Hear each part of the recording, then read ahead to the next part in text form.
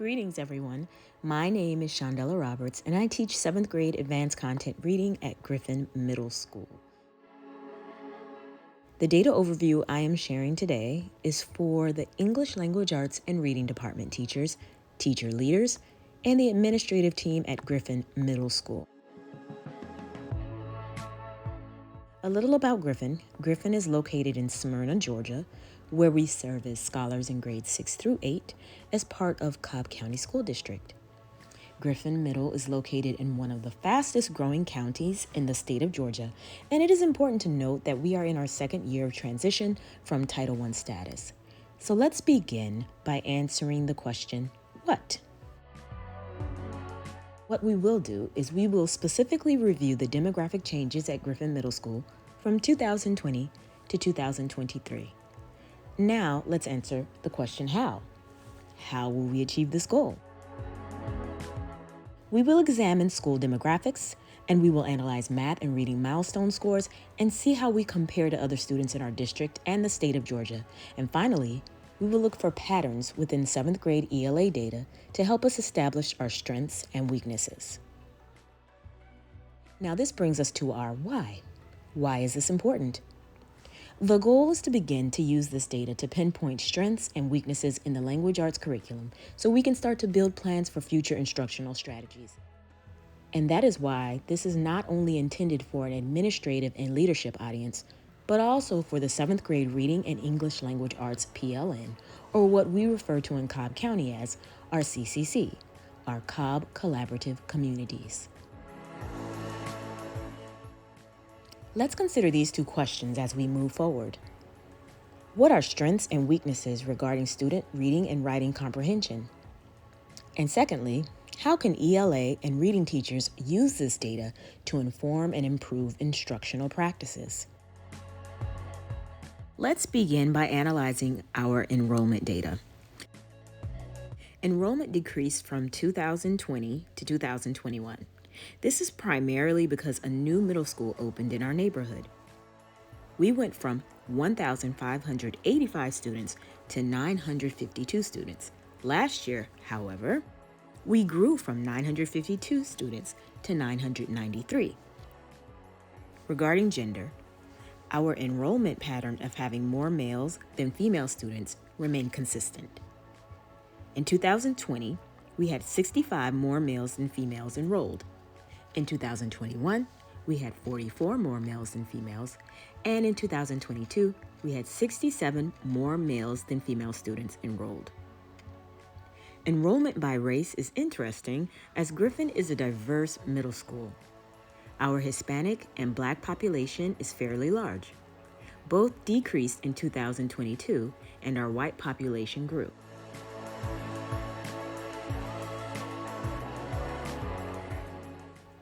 The trend continues as our eligibility for free and reduced lunch decreased by more than half in 2022.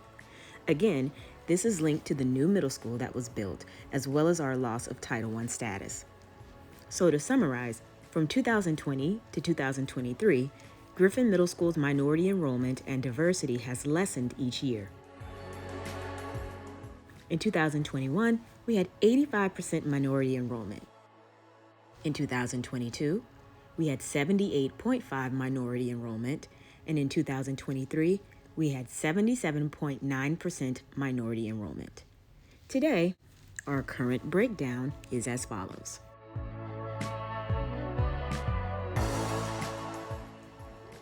Now we will take a look at staff demographic data. We currently have 110 employees at Griffin Middle School. 9% are support staff, 6 are administrators, and 85% are teachers. Out of our 79 certified personnel at Griffin Middle School, 71 of those are teachers. When we focus on the teaching staff, 53 teachers are female and 18 are male. When you analyze the data, teachers have an average of 12 years teaching experience. Regarding education status of teachers, 17 have bachelor's degrees, 34 have master's degrees, 16 have specialist degrees, and 4 have doctoral degrees. When we analyze diversity in our workplace, 28 teachers are Black or African American, and 36 are white. 4 are Hispanic, 2 are Asian, and 1 is multiracial. Our staff is somewhat diverse, but it does not match the diversity of our students. While the Black teachers and Black students are almost equal at 39% and 36% respectively, our Hispanic staff is only 5%, while we service 35.2% Hispanic students.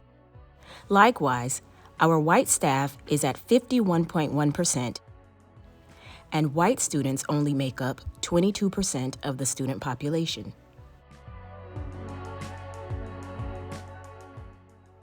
Nine percent of our teachers are teaching out of field. This is almost twice as many of teachers teaching out of field than in Cobb County schools. 5% are out of field in the district, and the state data shows that 6% are out of field. This is in comparison to Griffin Middle, who is at 9% for out of field at this time. I would like to shift our focus to student achievement, concerning how Griffin students perform in relationship to students in the district and statewide. Griffin Middle School students are performing below Cobb County schools in reading and math.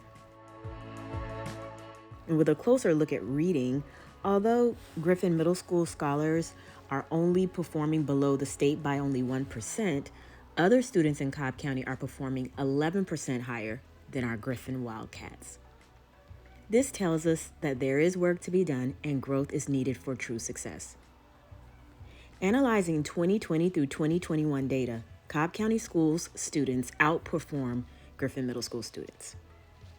Let's look at Griffin Middle School scholars' ELA data from the Georgia milestones from the last 3 years. The last 2 years shows tremendous growth regarding scholars who scored proficient. The 16.1% increase shows that the ELA department is on the right path. Respectfully, our beginning learners decreased by 14.5%. In 2020, the district outperformed Griffin students in every category. In 2022, Griffin increased beyond the district in the proficient category. So regarding distinguished learners, Griffin Middle School and Cobb County School District are almost equal with a difference of 1.8%.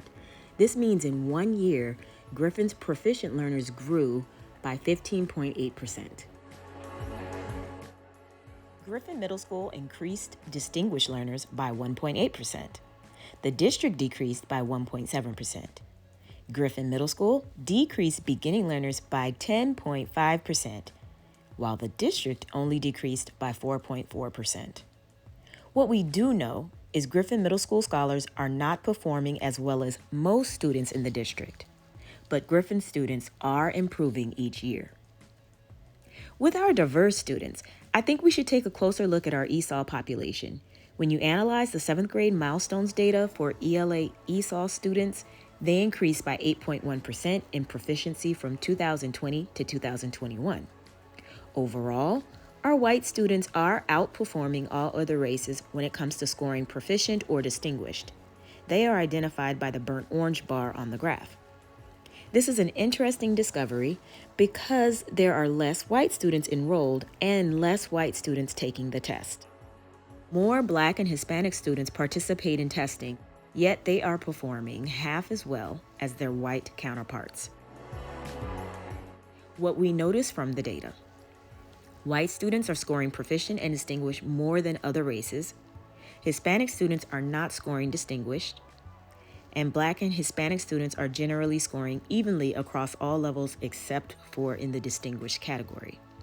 Now that we have analyzed demographic and academic data, let's revisit our why.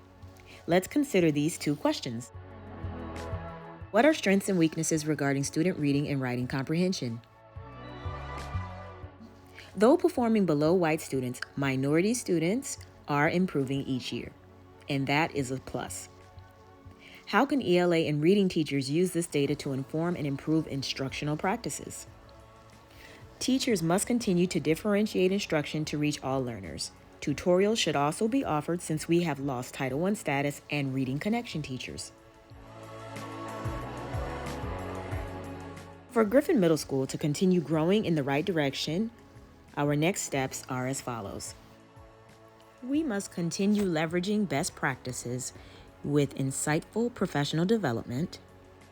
We must continue engaging in collaborative professional learning communities, encouraging teacher collaboration through modeling, and enforcing teacher training and growth through leadership coaching, and instilling team building through vertical alignment. For Griffin Middle School to be successful, we must also continue to cultivate learning environments that embrace diversity and inclusion. My name is Shondella Roberts, and I appreciate your time during my data overview. If you have any questions or concerns, please do not hesitate to contact me via email. Thank you.